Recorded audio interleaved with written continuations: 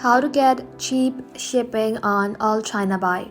Hello everybody and welcome back to our channel. So let's get started without any further ado. For that, first of all, you want to go ahead and simply open the AllChinaBuy application in your mobile device. Once you open the application, you want to go ahead and simply sign in or sign up to your account. So once you are signed into your account, go ahead and simply tap on the search icon and then search for the product you would like to order. Let's say I'd like to order a wallet.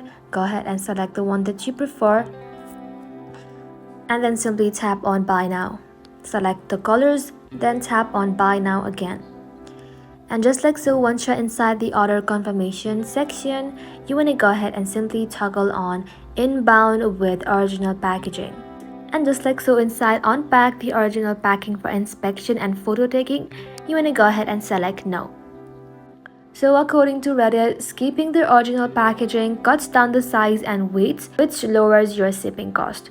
But if the original box is required but does not meet your service rule, the system will cancel and repack the option automatically. Well, that is simply how you can get cheap shipping on AllChinaBuy. Thank you all for watching the video till the very end and stay tuned until our next upload.